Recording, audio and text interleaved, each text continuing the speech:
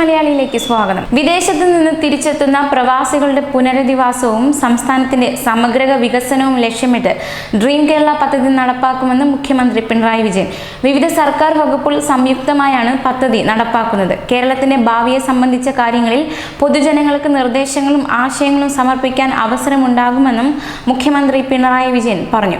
തിരഞ്ഞെടുക്കപ്പെട്ട ആശയങ്ങൾ എങ്ങനെ നടപ്പാക്കാമെന്ന വിഷയത്തിൽ ജൂലൈ 15 മുതൽ 30 വരെ ഹാക്കത്തോൺ നടത്തും. ഓരോ പദ്ധതി നടപ്പാക്കുന്നത് സംബന്ധിച്ച വിദഗ്ധ ഉപദേശം നൽകാൻ യുവ സിവിൽ സർവീസ് ഉദ്യോഗസ്ഥരുടെ സമിതിക്ക് രൂപം നൽകും. ആശയങ്ങൾ അവതരിപ്പിക്കാൻ 1 മാസം സമയം നൽകും. നിർദ്ദേശങ്ങൾ വിദഗ്ധ സമിതി വിലയിരുത്തി അതത് വകുപ്പുകൾക്ക് ശുപാർശ ചെയ്യും. തിരഞ്ഞെടുക്കപ്പെടുന്ന ആശയങ്ങൾക്ക് അതിനുശേഷമുള്ള ഒരാഴ്ചയ്ക്കുള്ളിൽ തീരുമാനമുണ്ടാകും. മേൽനോട്ടം വഹിക്കാൻ മുഖ്യമന്ത്രി ചെയർമാനായ സ്റ്റിയറിംഗ് കമ്മിറ്റി രൂപീകരിക്കും.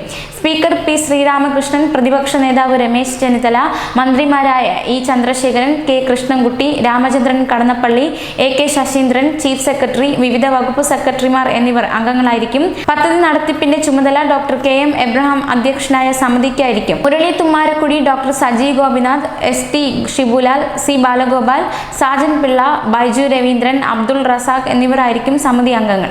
സംസ്ഥാനത്ത് മടങ്ങിയെത്തിയ 1 ലക്ഷത്തിലധികം പേരിൽ 52% തൊഴിൽ നഷ്ടപ്പെട്ടവരാണെന്ന് മുഖ്യമന്ത്രി പിണറായി വിജയൻ പറഞ്ഞിരുന്നു.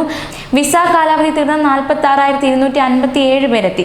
കേരളം ചൊവ്വാഴ്ച വരെ 1,543 വിമാനങ്ങൾക്കാണ് അനുമതി പത്രം നൽകിയിട്ടുള്ളത്. കൂടുതൽ വിമാനങ്ങൾക്ക് അനുമതി പത്രം ലഭിക്കുന്നുണ്ട്. ആർക്കും നിഷേധിക്കുന്നില്ലെന്നും അദ്ദേഹം പറഞ്ഞു.